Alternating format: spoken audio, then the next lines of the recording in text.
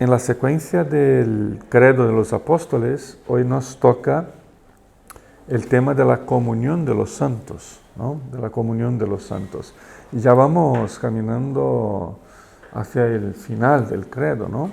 Pero aunque la vida parece moverse hoy demasiado deprisa, como para que la mayoría de nosotros seamos capaces de seguir sus giros y sus vueltas, hay que reconocer que uno de los grandes giros que estamos experimentando en el mundo actual es una forma de individualismo que rápidamente se va transformando en el más puro narcisismo.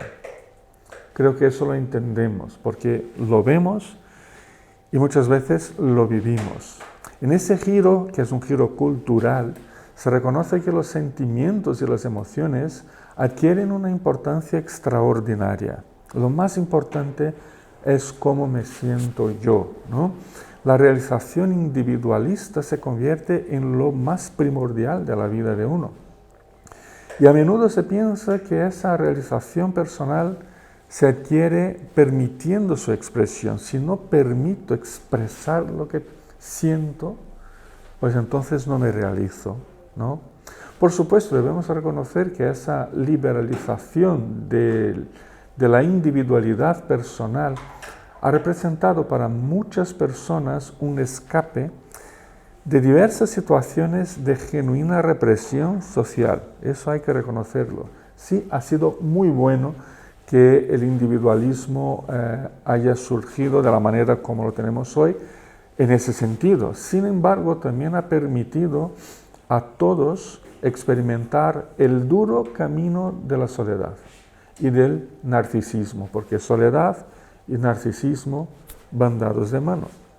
Claramente respiramos un aire cultural en el que centrarse en uno mismo y buscar la gratificación instantánea controla la vida de una gran mayoría de personas y se transforma en su principio único de interpretación de todo lo demás. O sea que interpretamos todo lo que pasa con nosotros, con los demás, ¿no? Y con el mundo desde la gratificación personal, instantánea, individualista que buscamos y que creemos que tenemos, ¿no? Aunque sea un principio no reconocido, pero sí interpretamos todo desde el individualismo. La verdad es que vivimos una época, como dijo un autor que escribió no hace mucho, vivimos una época antropocéntrica. Así pues, lo que en otras épocas podría considerarse algo negativo, como por ejemplo el deseo egoísta de poseerlo todo, eso antiguamente era negativo, ¿no? Ahora hay que cultivarlo como el motor que conduce incluso al desarrollo económico. El consumismo endémico de nuestra época pues alimenta nuestra codicia e incluso define nuestra humanidad. Otro autor ecuatoriano, él, que vivió toda su vida en Argentina, nos definió decía que si la evolución es tal como nos la cuentan, pues hoy vivimos la época del homo consumens, ¿no? Porque hoy lo que define el ser humano es si puede consumir o no. Así que es un consumismo endémico que alimenta toda esa codicia. Y a esto denominamos yoísmo, el yoísmo, que es una palabra poco común, pero que ya se usa sobre todo en sociología, en estudios de filosofía, ¿no? Es una palabra que va creciendo. Ese yoísmo claramente se ha trasladado también a la vida cristiana, parece que no, pero sí, incluso a la comunión eclesial, produciendo una nueva forma de expresión de fe, una nueva manera de leer la Biblia y una nueva experiencia de comunión cristiana. Nuestro concepto, nuestra experiencia cristiana, por lo tanto, pasa a centrarse en la intensa individualidad con la que se vive la fe hoy. En otras palabras, esta fascinación con uno mismo da lugar al nuevo centro de la teología, ¿no? Del pensamiento, de la vida, del cristianismo para los evangélicos modernos. Y ese nuevo centro se convierte en la infelicidad. O sea, la infelicidad es ahora el pecado más importante que tenemos que luchar contra él, es la infelicidad. ¿Cómo puede haber un Dios? Y esa es la pregunta que los cristianos nos hacemos hoy, ¿no? ¿Cómo puede haber un Dios si no soy siempre plenamente feliz? El mal se ha convertido en una emoción. Y el nuevo evangelio es que Dios nos ofrece sanarnos de ese mal, de una emoción negativa. La iglesia, por tanto, dentro de ese contexto, la iglesia existe únicamente para hacer que la gente se sienta confortable y feliz. Esto es sencillamente hedonismo bautizado con retórica cristiana. Hemos asumido que nuestra vida con Dios se basa en que Él nos sacia a diario con todo lo que nos produce la inmediatez de la satisfacción personal. Y siempre se requiere mayores cantidades para estar satisfechos, ¿no? Siempre que conseguimos algo de felicidad, a los 15 minutos ya nos parece poco, porque miramos y vemos, pero quiero también lo otro, y lo otro, y lo otro. Y Dios tiene que darme todo, que si no, no es mi Dios. Y a eso se denomina hoy bendición. De hecho, es alarmante que esa mentalidad de consumo de fe haya ocupado el centro de lo que es la vida evangélica en nuestros días, que si se deja sin control, se vaciará de contenido, totalmente. Una vida cristiana que se llena y se vacía una y otra vez, muchas veces a lo largo del día, de la semana, venimos aquí vacíos, ¿no?, a la iglesia y queremos salir llenos para aguantar la semana. Eso no es la perspectiva cristiana correcta, ¿no? No llegamos vacíos y nos llenamos para aguantar la semana. Llegamos llenos de nosotros mismos, de orgullo, de egoísmo. Y aquí nos vaciamos ante Dios y salimos humildemente arrepentidos ante lo que vemos en el Señor. Esa es la perspectiva cristiana, ¿no? Llegamos llenos y tenemos que salir vacíos de nosotros mismos, ¿no? Así que si eso se deja sin control, la vida cristiana será como las dietas, ¿no? Engordamos, adelgazamos, engordamos, adelgazamos, y así pasamos la vida, ¿no? Y así pasamos la vida. Y la vida cristiana no puede ser eso, no puede ser de esa manera. El pueblo de Dios no se compone por diferentes cristianos que viven su fe fundamentados en su propia individualidad, en su propio hedonismo y en su propia búsqueda de felicidad inmediata a todo coste. No, como si fuéramos un enjambre y no una comunidad. No somos un enjambre que nos movemos por instinto buscando dónde está la miel más sabrosa del campo. No, somos una comunidad. Y el credo de los apóstoles, dando seguimiento a su afirmación de fe, de que creemos en la Santa Iglesia Universal, ¿no? La Santa Iglesia Universal. Luego dice que nuestra creencia es en la comunión de los santos. Es que son dos artículos, que la verdad es uno solo, ¿no? Creemos en la Santa Iglesia Universal porque ahí existe la comunión de los santos. Claramente esta afirmación de fe define o tiene definido mucho a la Iglesia, define mucho a la Iglesia, define mucho a su dinámica interna, al organismo vivo que es. El credo define a la Iglesia como la comunión de los santos. Es una, ¿os acordáis de la semana pasada? La Iglesia es una, es santa y es universal, ¿no? Las tres características de la Iglesia conforme el credo. Pues ahora hay una cuarta característica. La Iglesia, que es una, santa y universal, se define por su comunión. Y de hecho eso es lo que ella es, porque congrega a pecadores santificados en Cristo, que como evidencia de la tensión de sus pecados y de su nueva naturaleza santa, están en constante proceso de santificación. Estos somos nosotros, ¿no? Estamos en constante proceso de crecimiento espiritual por el Espíritu que es santo, ¿no? El Espíritu Santo. En realidad, al pueblo de Dios se le considera communio sanctorum, ¿no? El término latino que se usa para definirse la comunión de los santos. Es una comunidad de aquellos que creen en que son santificados en Cristo y que están unidos a Él como su jefe, nuestro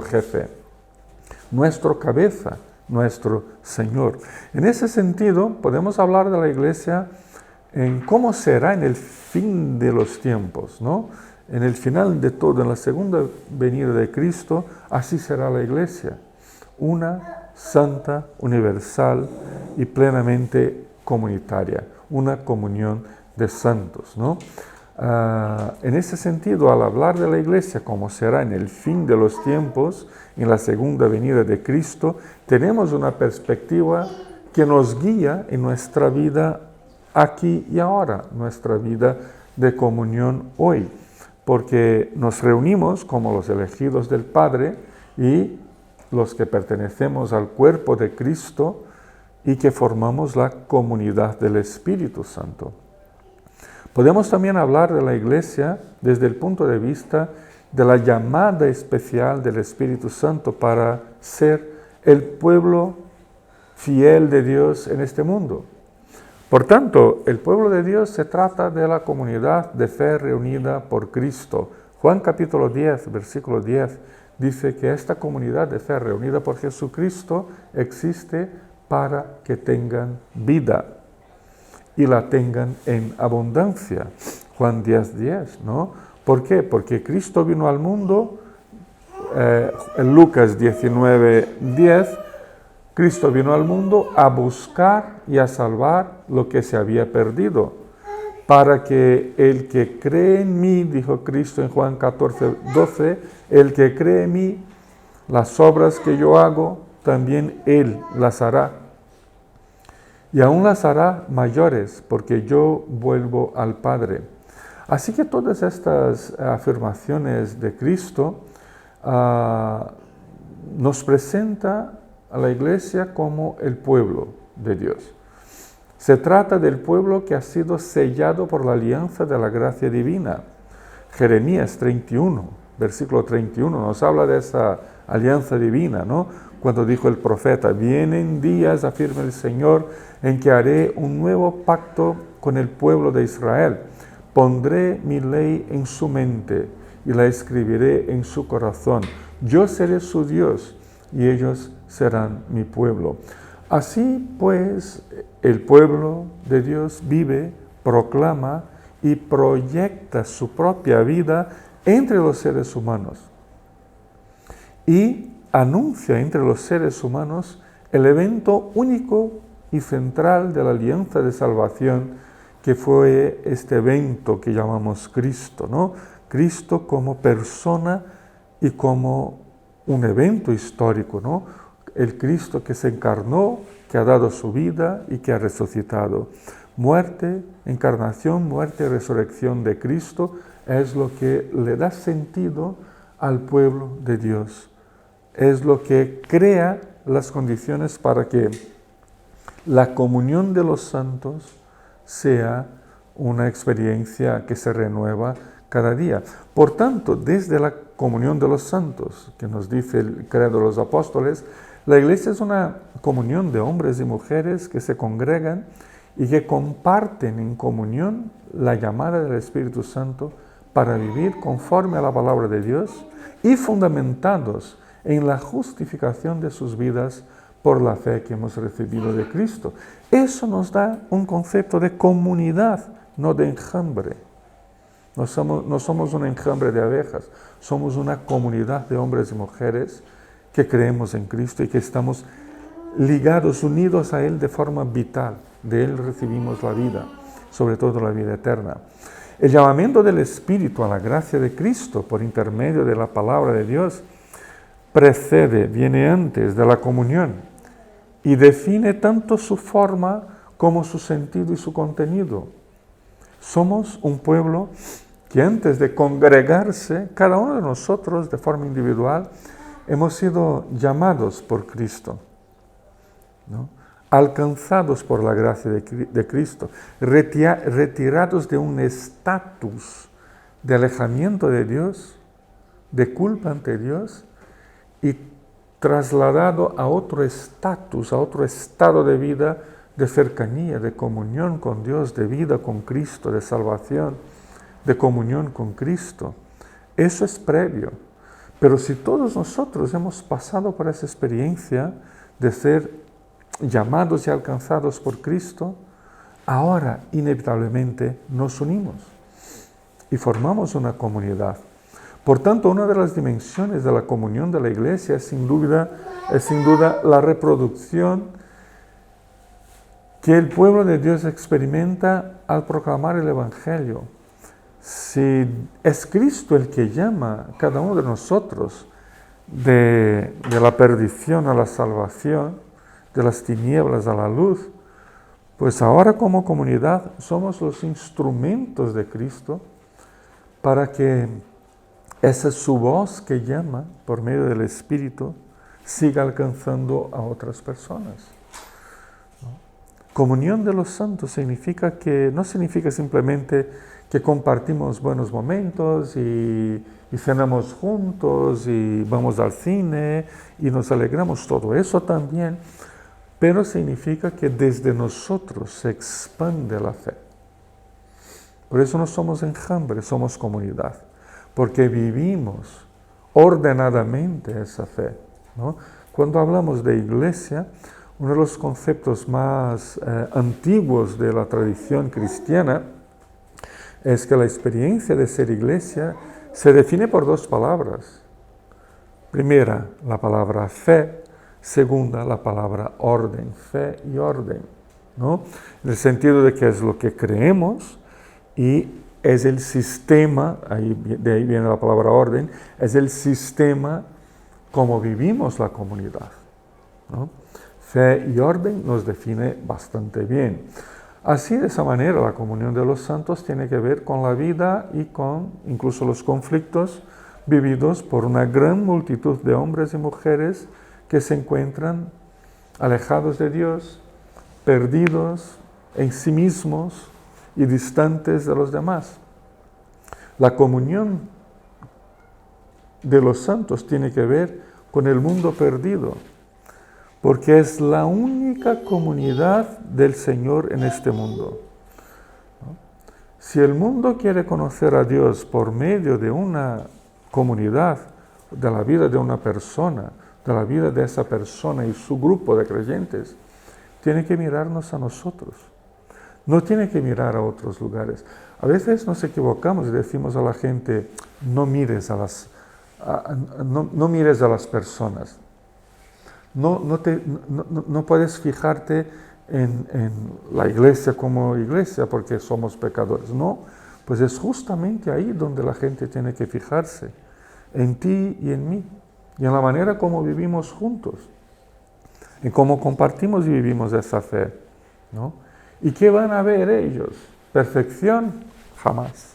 Porque eso, un día sí, con la segunda venida de Cristo podremos hablar de que ya somos perfectos, pero todavía no, ¿no? Todavía no. ¿Qué van a ver ellos? ¿Perfección? No. ¿Van a ver pecados? Sí.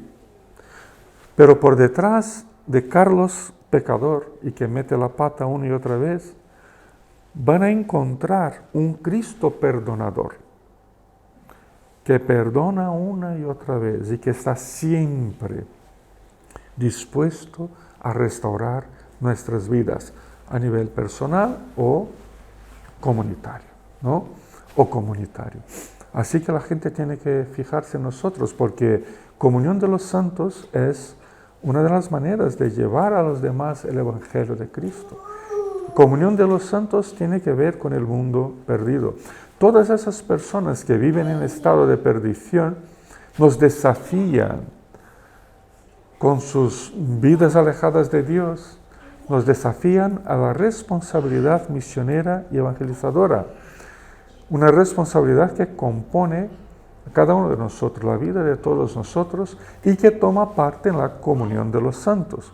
Por supuesto que la comunión de los santos no confina a la Iglesia a un sistema excluyente que le da sentido de superioridad al grupo, ¿no? Y que nos permite vivir como si fuéramos los mejores de entre los seres humanos. Y ya sabemos que no lo somos, ¿no? No somos un grupo cerrado, no somos un grupo que excluye a los demás, no somos un grupo que tenga el derecho de sentirse superior, porque no tenemos ese derecho, ¿no? Una mala comprensión de la comunión de los santos puede llevarnos a buscar esa clase de experiencia y tornarnos una comunidad cerrada para los de fuera, buscando sobre todo nuestro bienestar social y anulando en la práctica la acción evangelística o misionera. Cuando se da esa clase de situación, la Iglesia eleva a un grado de superioridad a su propio bienestar y felicidad orgánica. Y así, lo que dije al principio, el hedonismo, ¿no? El egoísmo individualista se convierte en experiencia de vida cristiana, aunque no lo sea. O sea que vivimos exclusivamente para nosotros y por nosotros, y ese no es el camino, ¿no? Pero eso sí genera conceptos y prácticas que fácilmente se transforman en vicios de relacionamientos. Seguir un camino como ese frecuentemente nos conduce a dos situaciones. La primera es vivir hoy lo más distante posible del presente, proyectando al ultramundo, no sé si os suena esa palabra, a veces me invento más palabras, ¿no? Y proyectando, nos ausentamos del presente y proyectamos al ultramundo, ¿no? Al más allá, a la otra vida, al más allá de la muerte, todo el sentido que no vemos en este mundo y ni en la vida humana común.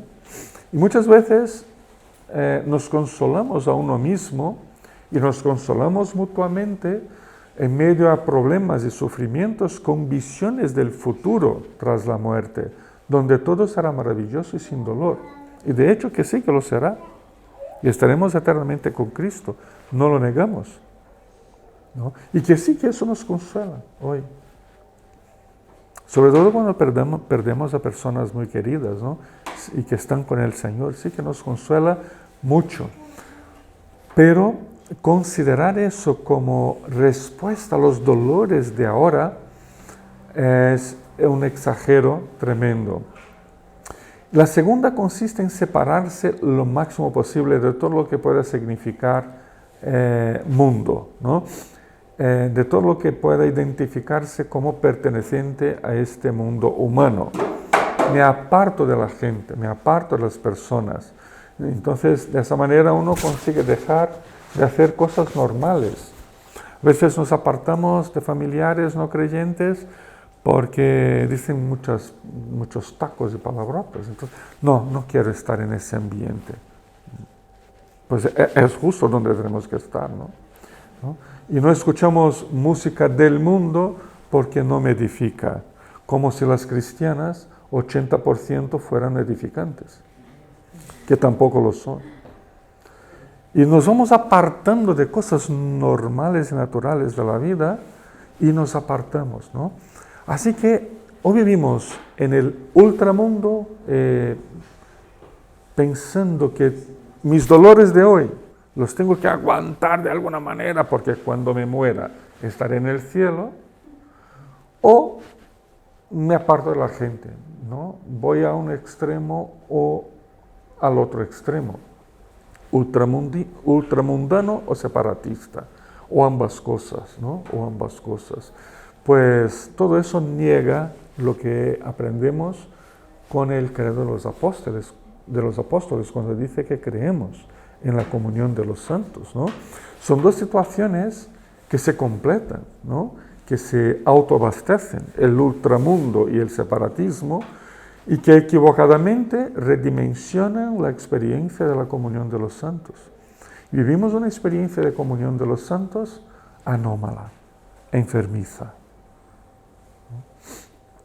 Pero si vamos al Nuevo Testamento, nos encontramos con una correcta dimensión orgánica de la comunión de los santos, que se encuentra y que se constituye de elementos que forman nuestra interioridad y que determinan nuestra mutualidad y la misión que todos tenemos en este mundo, ¿no?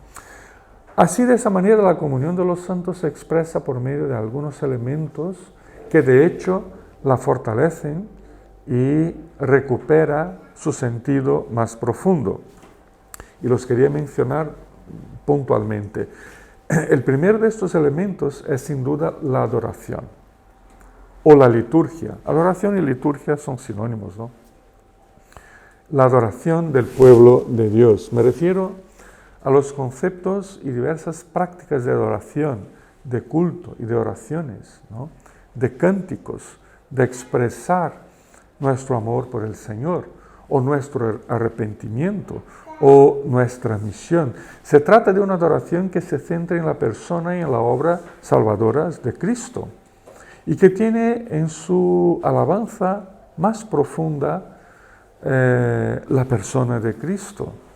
Así que de esa forma el culto, la adoración, las oraciones, la predicación, es una recapitulación de la historia de salvación, como nos afirma el autor de Hebreos capítulo 9, versículo 14, cuando dice: si esto es así, cuanto más la sangre de Cristo, quien por medio del Espíritu Eterno se ofreció sin mancha a Dios, purificará nuestra conciencia de las malas obras que conducen a la muerte, a fin de que sirvamos o a fin de que cultuamos al Dios vivente. Así podemos definir que la adoración es una actitud a la vez espiritual y externa, personal y comunitaria, de adoración a Dios. Una actitud que reconoce la santidad de Dios, reconoce su bondad y su amor, y en forma reverente se lo dice a Dios. Un segundo elemento de la comunión de los santos es la mayordomía cristiana, una expresión que se va tornando cada día menos presente en la vida de comunión de la Iglesia y de los creyentes, la mayordomía cristiana, ¿no? Pero que sin embargo tiene un lugar de suprema importancia en la fe y en la vida de todos nosotros, dado su profundo vínculo a la doctrina bíblica. Se ha llegado a decir incluso que la mayordomía es el elemento esencial de la herencia cristiana. ¿Qué es lo que vamos a dejar para la siguiente generación? Pues que sean buenos mayordomos. Si saben cantar bonitos como nosotros, pues bien, si no, no pasa nada. Pero si son buenos mayordomos, mejores que hemos sido nosotros en vida, sí, les dejamos un buen legado, una buena herencia, ¿no? Se ha llegado a decir que la palabra mayordomía es la palabra, digamos, clave en todo el concepto de misión en el Nuevo Testamento, ¿no? Porque es una palabra que va cargada con el sentido de administrar. El mayordomo es un encargado, es un administrador. Lucas capítulo 12, 42 en adelante, dice Cristo: donde se halla un mayordomo fiel y prudente a quien el Señor deja encargado a los siervos para repartirles la comida a su debido tiempo. Dichoso el siervo cuyo Señor al regresar lo encuentra cumpliendo con su deber, ¿no? Entonces eso es lo que espera el Señor, porque es parte de la misión que nos ha dado. Jesús nos lleva a una importante ampliación del sentido de mayordomía cuando nos ayuda a entender que si no somos responsables los unos por los otros, Y si no nos ayudamos y apoyamos mutuamente, según los dones que el Espíritu nos da, es que no estamos administrando estos dones que tenemos de parte de Dios, ¿no? Cristo trata de enseñarnos que el mayordomo no puede verse como el administrador que lo controla todo según sus propios criterios e intereses. Más bien, el administrador, el mayordomo, es el que dedica toda su vida al servicio de su Señor, siéndole fiel y prudente. Él se consagra a Dios. Y esa perspectiva de una vida dedicada a servir al Señor cambia la manera como el mayordomo se ve a sí mismo, como la manera que el mayordomo adora y se comporta ante su Señor y ante todos los demás. Deja de actuar desde los principios y raciocinios equivocados cuanto a su Señor, o sea, tiene que tener unos conceptos correctos acerca de quién es Cristo y así ejercer su misión. Es una misión comunitaria. No somos mayordomos de nosotros mismos. Yo no soy mayordomo de mí mismo, ¿no? O sea, la mayordomía se ejerce dentro del espacio de la comunión de los santos. Un tercer y último elemento de la comunión de los santos sería la comunión entre sí, entre todos nosotros, la comunión en sí, entre todos nosotros, ¿no? Pues la palabra comunión, o la palabra koinonía, que es la palabra griega, ¿no?, que se usa en el Nuevo Testamento, koinonía, que es una expresión más típicamente paulina, ¿no?, que de otros lugares en la Biblia, pues comunión o koinonía tiene esa idea de común, de comunal, de tornar común, de compartir. Específicamente se refiere a la comunidad cristiana, se refiere a la estrecha unión y lazos fraternos entre nosotros, ¿no?, los que creemos en Cristo, siendo que en el Nuevo Testamento la palabra comunión tiene la idea, por un lado, de la propia vida común que había entre Jesús y los discípulos de sus días, y la vida que mantiene Jesús con todos nosotros a lo largo de la historia, ¿no? Lo interesante es que la manera como Cristo se relacionó con sus discípulos, estando Él aquí en este mundo, es el criterio que tenemos para entender cómo podemos y debemos relacionarnos entre nosotros mismos. Así pues, esa dimensión de vida común que tiene la comunidad de los santos le da a la fe un carácter más allá del bienestar espiritual o emocional de uno mismo, nos empuja a la mutualidad como expresión de la fe, a la multiplicidad como expresión de la misión cristiana. Nos lleva a compartir con todos los demás lo poco o lo mucho que el Señor siempre pone en nuestras manos. La vida comunal de los santos es una manera creada e incentivada por el Señor para frenar el absurdo del egoísmo cuando lo asociamos a la fe en Cristo. Concluimos, debemos preguntarnos siempre, ¿de qué manera vivimos la comunión de los santos? ¿La vivimos en adoración, en responsabilidad mayordómica y en compromiso mutuo?